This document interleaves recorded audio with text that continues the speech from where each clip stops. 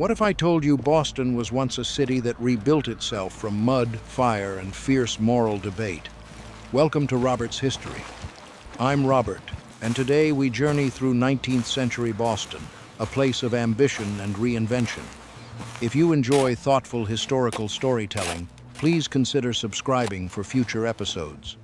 Some visuals in this video are symbolic and may not perfectly match every detail, and I appreciate your understanding. Now, settle in and enjoy a reflective, relaxing journey into the past. At the beginning of the 19th century, Boston was far smaller than the city you might picture today. It occupied the Shawmut Peninsula, a narrow, uneven stretch of land connected to the mainland by a thin strip called Boston Neck. At low tide, wide mudflats and salt marshes surrounded the town, limiting movement and growth. The original landscape was defined by three prominent hills, once known collectively as the Tri-Mountain. This confined geography shaped daily life and reminded residents that their city had physical limits. Everything began to change in 1803, when Boston launched an ambitious program of land reclamation. City leaders made a bold decision to reshape nature itself. Their approach became famously described as leveling the hills to fill the coves. Earth was cut away from higher ground and used to create new land where there had once been water. One of the earliest major efforts used soil from Beacon Hill to fill a 50-acre mill pond, forming what is now the Bulfinch Triangle. As the century progressed, the most dramatic transformation occurred in the Back Bay. Nearly 600 acres of tidal wetlands were gradually filled with gravel transported by rail from Needham Heights.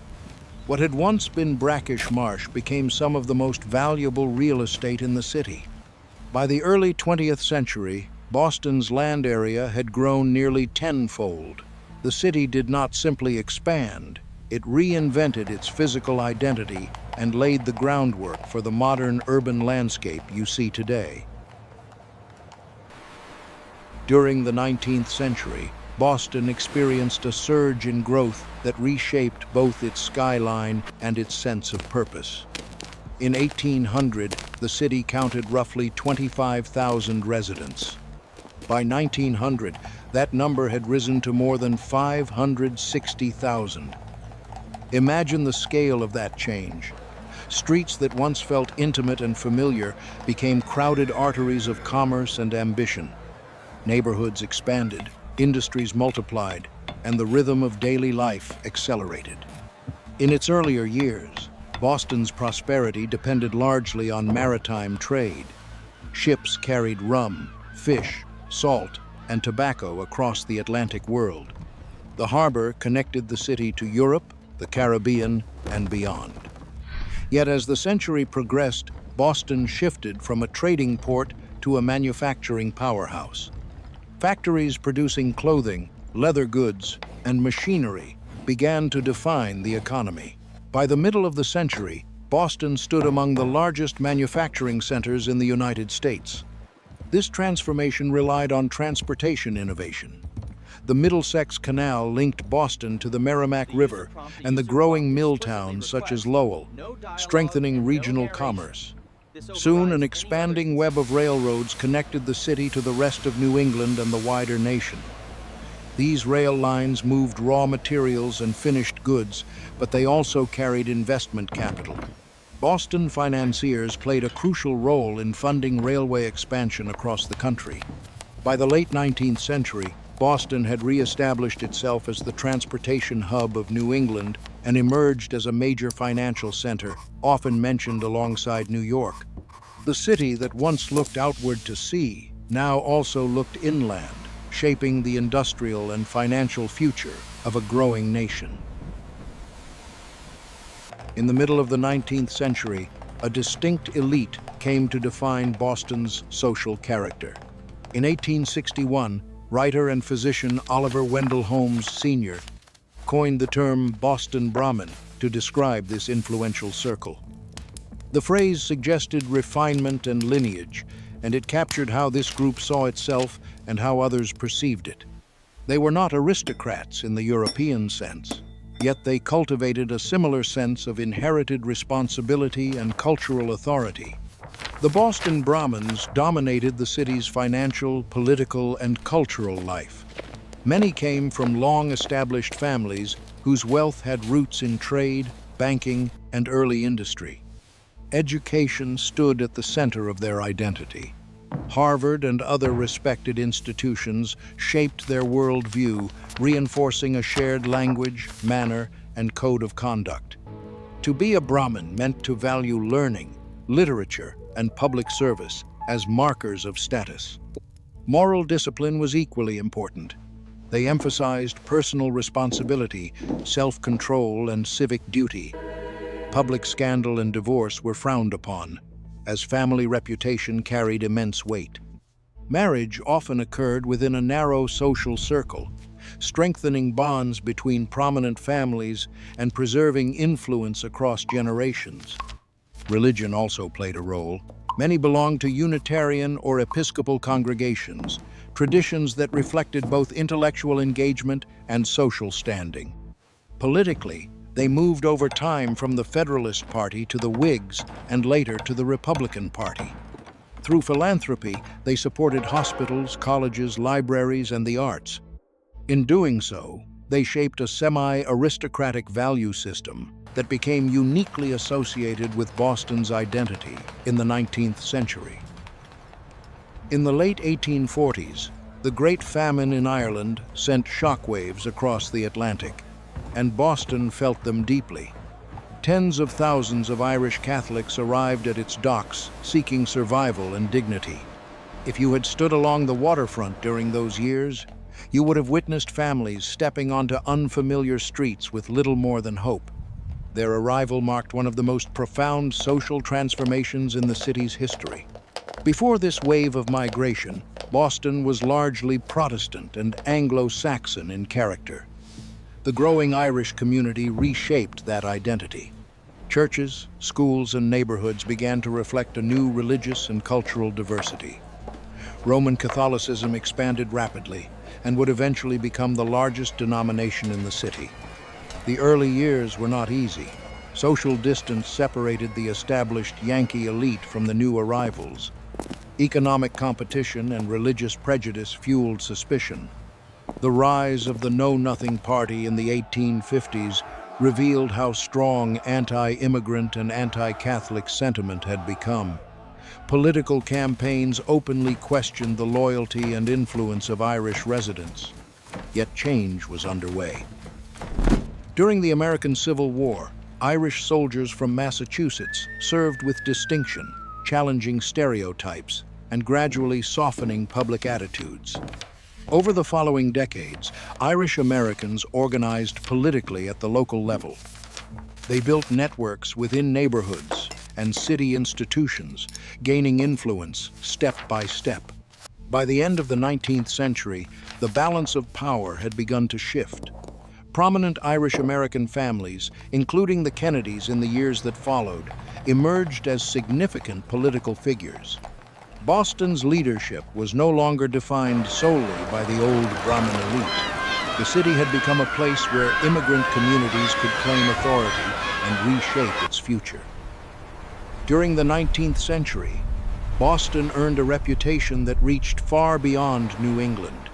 It was often called the Athens of America, a title that reflected its devotion to learning, debate, and culture. Another nickname, the hub of the solar system, captured the confidence many residents felt about their city's intellectual influence. Whether or not one agreed with that bold claim, there was no denying the concentration of ideas that shaped public life here.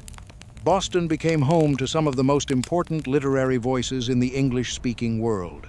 Ralph Waldo Emerson challenged readers to think independently and trust their moral intuition. Nathaniel Hawthorne explored the complexities of conscience and history. Henry Wadsworth Longfellow brought poetry into American households with a style that resonated across the Atlantic. Julia Ward Howe contributed both literature and reform, linking culture with social purpose. These figures were not isolated celebrities. They participated in lectures, salons, and public discussions that animated the city. Education expanded alongside this literary energy. Boston University was founded in 1863, opening new opportunities for higher learning. The Massachusetts Institute of Technology followed in 1865, reflecting a commitment to science and innovation during an industrial age. Simmons College, established in 1899, broadened educational access for women. Through its writers, reformers, and institutions, Boston positioned itself as a leading center of scholarship and cultural life. Its influence extended well beyond its streets, shaping conversations across America and throughout the wider English-speaking world. Before the American Civil War, Boston stood at the forefront of the abolitionist movement. More than any other city in the United States, it became a center of organized resistance to slavery.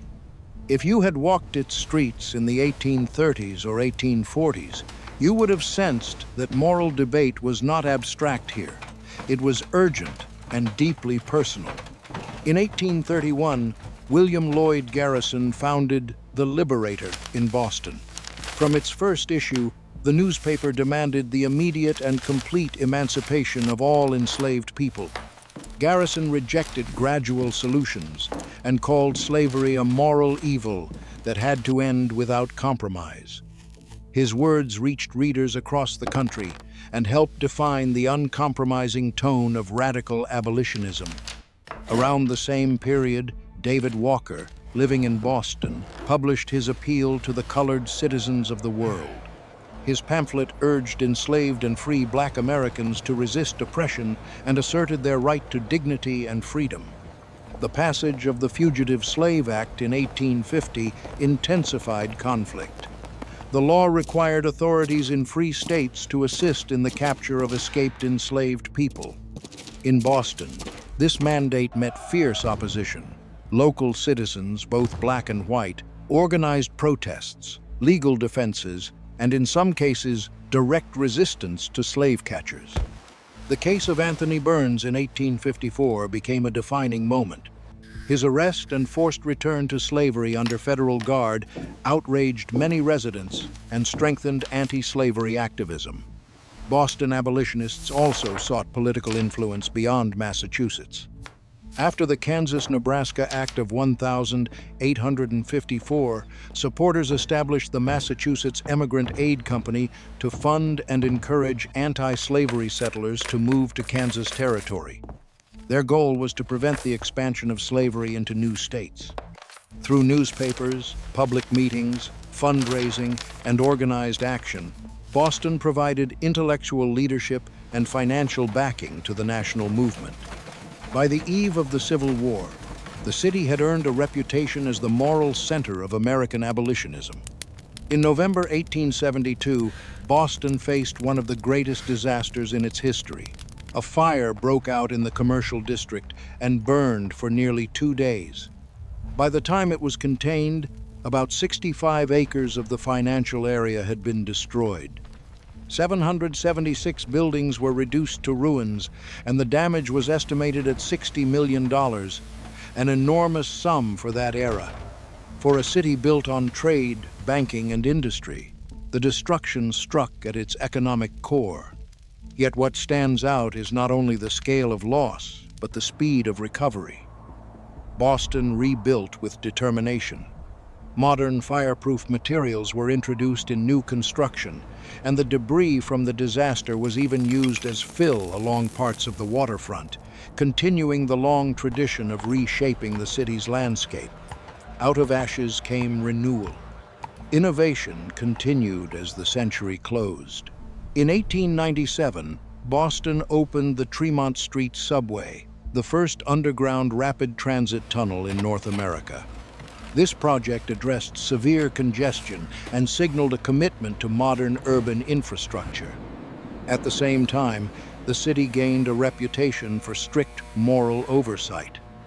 The phrase "banned" in Boston emerged as authorities censored books, plays, and later films considered improper. Boston entered the 20th century, as a city that embraced technological progress while holding tightly to its sense of moral responsibility.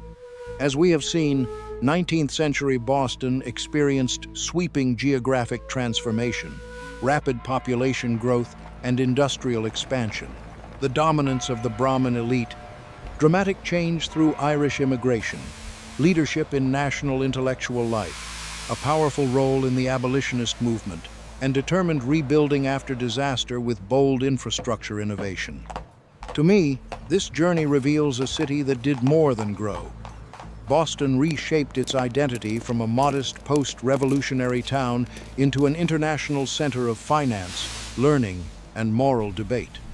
I would love to hear your thoughts, so please share them in the comments and consider subscribing to Robert's History for more journeys into the past.